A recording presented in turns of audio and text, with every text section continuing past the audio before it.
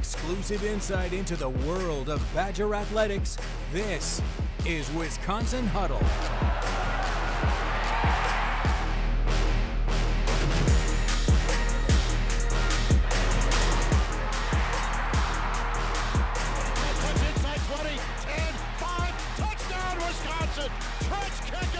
Here's Andrew Banstra. Welcome into the Wisconsin Huddle. I'm Andrew Banstra right here in the WISC TV studios. Thrilled to be joined by Wisconsin women's basketball's Gift Uchenna. Gift, thank you so much for coming on. It's going to be an absolute blast. Of course. And I do have bad news. It's the last episode of season 3. We've made it to 26 out of 26. But I have a good feeling tonight's is going to be extra, extra special. Gift is an awesome guest, and we're going to have a blast getting to know her. So, Gift, your journey to Wisconsin, let's start there.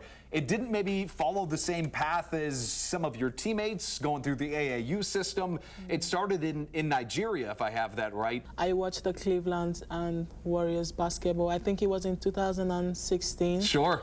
Great series. Yes. I fell in love with the sport because I saw how Steph Curry was playing. I was like, okay, I feel like I can play this sport, you know. But then I was already thinking of being a model because I was tall and so slim. Sure. So people were like, oh, you got to do something with your height. I was thinking, oh, maybe I could do sports or modeling. But then when I found the sport, I was like, oh, I'll go for sport. You maybe were 14 or 15 years old when you go to Japan. It's crazy. What was that like, and how much of a culture shock was that? It's crazy because I almost wanted to give up. Yeah, I bet, yeah. And the most crazy part is that Japan is a non-speaking English country. Right. So it was so hard to live there.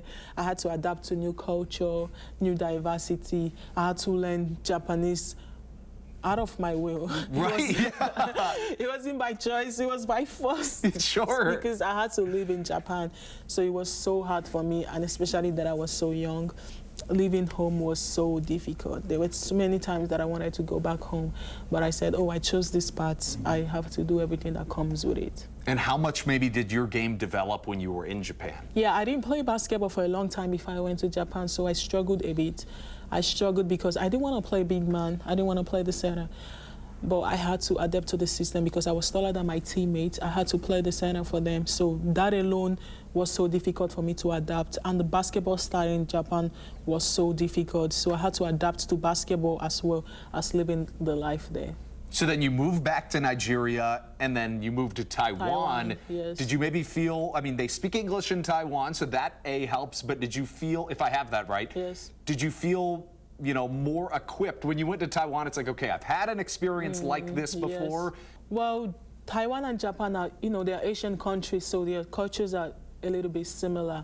So I wasn't like so shocked or try to adapt to new system because Japanese people could speak English, so they can speak English, I mean.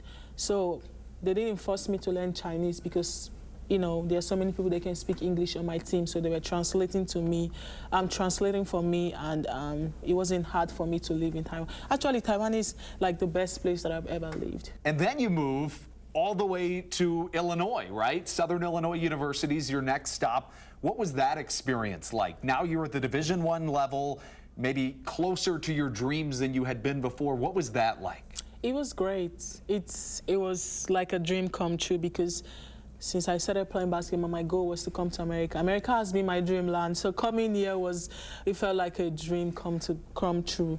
So, and I was so surprised that I made an immediate impact because moving here, I was scared, oh, there are gonna be bigger girls, stronger girls, more physical girls that I am. So I was surprised that I could do great things. I was surprised that, oh, I came here, I adapted so fast and did wonderful things. So it feels like God has been waiting for me to come here. I always tell people this, that my journey has been as if God has been waiting for me to make my next step. And you said it. I mean, you were maybe worried about the impact you'd be able to make. They call Gift the double-double machine for a reason. She can score, she can get rebounds, and she can really get blocks too. But of course, we got to talk about the next step in your college or your basketball journey was coming to Madison to finish out your college career. What was it about this program that you thought, you know what, I'm going to leave and I'm going to come here to Madison for my last year, and what's it been like? Well, playing in Illinois, I wanted to play in a bigger stage. I wanted to challenge myself to see the fear that I had the first time, because there are going to be bigger girls, stronger girls. I wanted to test that because I felt like I did so well in Missouri Valley. I feel like, I should get to the biggest stage, which I did. And coming to, when I entered the transfer portal, I wanted a place where I'll call home, where I'll feel like I am wanted. I'm wanted again. So coming to Wisconsin, Coach P gave me a motherly love that I've never felt from my coaches. The Badgers all around the spectrum have been making kind of journeys a little bit like yours. You've really had an amazing journey. Wisconsin women's hockey, they made a trip overseas for a different reason. We'll talk about that when we come back to the Wisconsin Huddle. Welcome back into the Wisconsin Huddle. I'm Andrew Banstra, and as we mentioned, Gift's story of her international travels is absolutely incredible. And the Wisconsin women's hockey team did some overseas trips of their own. Of course, on Team USA and the women's hockey team in the Olympics this year, there were 4 current Wisconsin Badgers: Ava McNaughton, Caroline Harvey, Layla Edwards, and Kirsten Sims. And they came back from Milan to Madison with the gold medals to prove it. Let's start with Caroline Harvey, who showed the rest of the world what we already knew, that she's not just one of the best collegiate hockey players, but one of the best women's hockey players in the world, being named MVP for Team USA in those Olympics. For me, it's not something I consider much at all. I mean, playing with amazing teammates alongside, and they're the ones that are making it happen, and I'm just like super grateful to be on that world stage with them and, you know, be playing the amazing hockey we were, and then obviously leaving with a gold medal around our neck was the cherry on top. Team USA trailed in the final minutes to Canada in the gold medal match, but forced overtime late and never lost faith. I never got the energy or the feeling that we weren't going to win and that we weren't going to find a way back. That's what we went there for, was gold, and I mean, I think it was a great team effort. We were playing so united the whole time, and obviously even showed it in the final game when we went down. We never gave up, had full belief, and were able to come back the way we did. Layla Edwards, too, was the first black woman to ever play for Team USA in women's hockey, a responsibility that she does not take lightly. To get my story out to as many people as I can is the goal, because that in turn can inspire even just one person, or be a role model to one person. You know, inspire someone to try hockey, to stick with hockey. Yeah, I think the Olympics was great for that. Now, it's one thing to just win a gold medal, which is amazing in its own right, but it's a whole other thing to do it with people that are more than just teammates. All 4 of us actually played at the same high school at some point, so we've kind of been alongside each other's journeys before college even. So we've seen what each other have brought and where we've developed from 9th, 10th grade to see where we are now, and to be able to live out our dreams together is something that's super special and you don't get to see very often. We've all had really different journeys, like since we met each other, you know, when we were like basically little kids, and so it's just really cool to see each other's journey and everyone's hard work pay off, and then to be able to watch everyone have so much success on a world stage was just something that made me really happy for everyone. Just an amazing experience for that quartet of Wisconsin Badgers. We've got another great Wisconsin Badger. She'll be right back. More Gift Uchenna on the other end on the Wisconsin Huddle.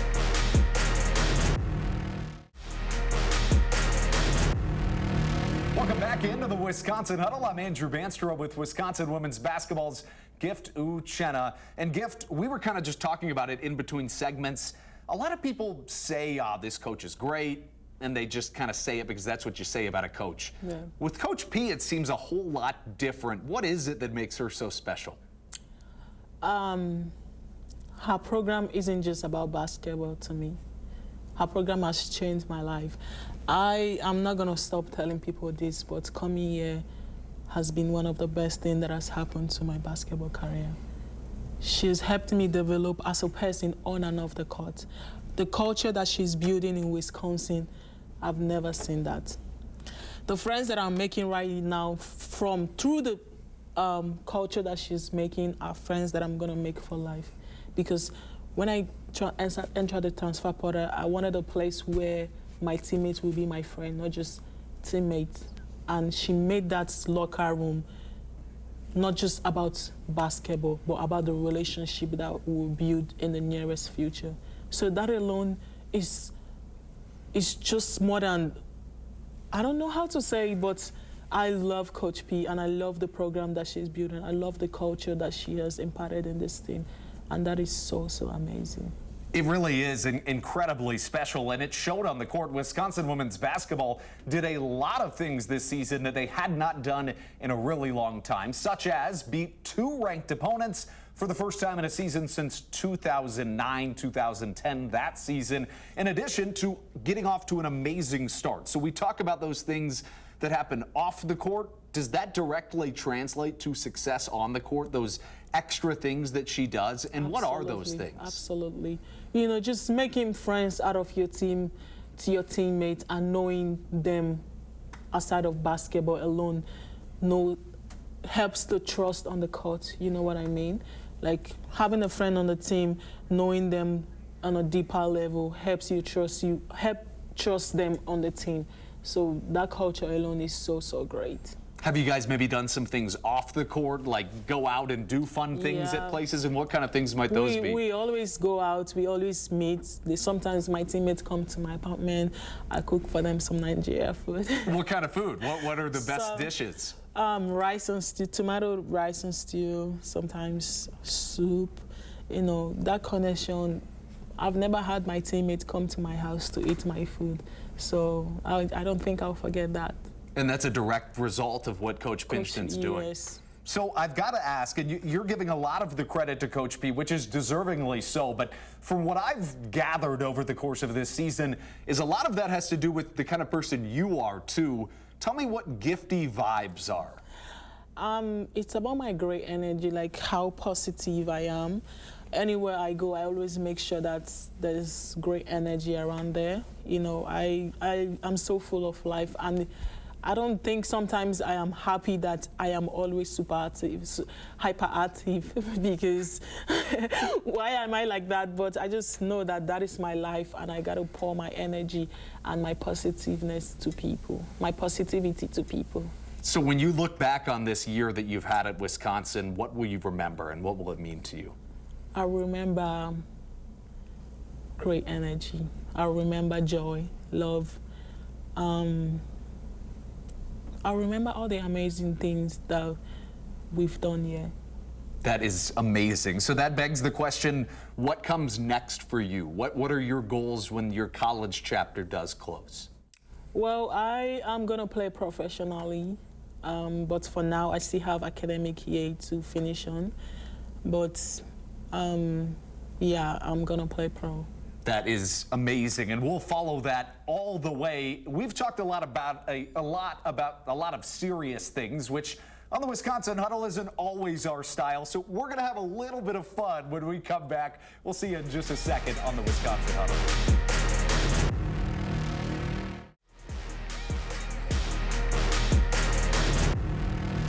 Welcome back into the Wisconsin Huddle, and it is now time for our last Badger banter of Season 3 of this show. And we had to come out with one that was extra fun. And so I ask you the question, have you in your entire life spent more time reading books or reading a menu at a restaurant? I would say I've spent more time reading books. And the restaurants already know what I want. Exactly. Okay, that's fair. For me, I got to be totally honest. It's got to be the menu. I mean, I haven't read that many books in my life. I'm being just totally honest with you. If there would have been a third category that we didn't ask our participants that you're about to hear from, I found it interesting if you threw in social media into that. Have you read more words on social media or on books? I have. Social media? Yeah, I think that my answer would be the same, too. I am a social media freak. Yeah, I think that my answer would definitely be the same. But what I can tell you is that when it came to your counterparts on the Wisconsin men's basketball team, they weren't such big bookworms. Menus. I don't read. Yeah, I don't either. Yeah, menus. All right. Yeah, I would have to assume. I don't know if I've actually ever finished a book. Trying to think. The book, yeah, menu. I think. I feel like you read over the whole menu when you're at a restaurant. But yeah, menu probably. I think I've spent more time reading menus, but I would really be upset with myself if I've read more words from menus than a book. So we'll go with book. What's your favorite book? Do you have? Oh, Harry Potter series, hands down. And then one of my favorite books is really short. It's called Old Man and the Sea by Ernest Hemingway. Simple, a lot of good lessons in there, and my dad told me to read it, so. Well, I can't say it totally surprises me that the Wisconsin men's basketball team has generally read more menus than they have books, but I am very glad to hear, especially when you mentioned you got to finish your academic season, that you are certainly focused on the books. I think that's amazing. It's not my choice.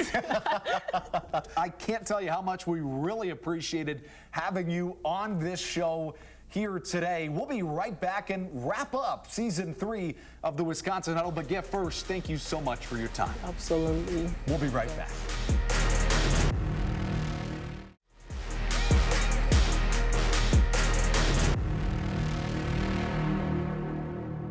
Welcome back into the Wisconsin Huddle, and bittersweetly, that's the last time that we'll be saying that in season 3 of the Wisconsin Huddle, which has been an absolute pleasure to bring to you each and every one of these last 26 weeks. It's crazy to think how fast 6 months can go by, but because of that, let's take a quick look back at just what's gone on this season, starting with Joe Thomas. It's where I went to school, where I played college football, where I learned to be an offensive lineman, where I came into manhood, where I met my wife. Like, the personality that I have today is because I went to school here, and because of the great people that I met and the great coaches that I had allowed me to have my NFL career, which set up everything I'm doing now. So. And of course, the Wisconsin volleyball star, Mimi Collier. We are just such a close-knit team, and we just want to support each other in everything we do, like being on Wisconsin Huddle, especially with our youngins. We want to make sure we bring them in and just make them feel welcome and loved. And like I said, these are some of my best friends, and I love spending every single day with them. And that Olympian that we mentioned earlier, Kirsten Sims, who joined us before she went to Milan. With Wisconsin, obviously that national championship was the most special thing that's happened to me, and I think about it all the time, and it's my motivation this year with the group to get another one and all those things. But then as a personal dream and goal, I mean, that's something I've been dreaming of since I was a kid, since I was literally put on skates, was to do the things that are coming this way and stuff and be able to go to the Olympics. And to the basketball floor, where GIF's counterpart, Braden Carrington, who you also heard from earlier in this show, was a guest on the show. Man, that one was like a fever dream right there. That specific picture, I remember shooting the ball, and I'm like halfway in, and I started walking to the student section because I was like, just how I was feeling, I was like, that one's going in. I screamed at the student section. I saw all my guys behind me jumping, and I was just like, this is like unreal. This is kind of some of those moments that you dream of as a kid. And of course, Quinn Finley, one of the best men's hockey players in the country. You grew up seeing Wisconsin being really good at hockey, and obviously, guys like Pavelski have won here being from Wisconsin. So, you look up to those guys, and that's something I want to do here. That will do it for season 3 of the Wisconsin Huddle. I'm Andrew Banstra, thanking you dearly for joining us each and every one of these weeks. And as always, we close out the Wisconsin Huddle by however it is that your team breaks down their huddle. We're going to do the same thing. So okay. Do you guys have a special thing you do? We say Badgers on 3, cool. 1, 2, 3 Badgers, but the key is everybody has to be touching in the huddle. So that's what we have to do, okay? Break us down. All right, ready? Badgers on 3, 1, 2, 3, Badgers.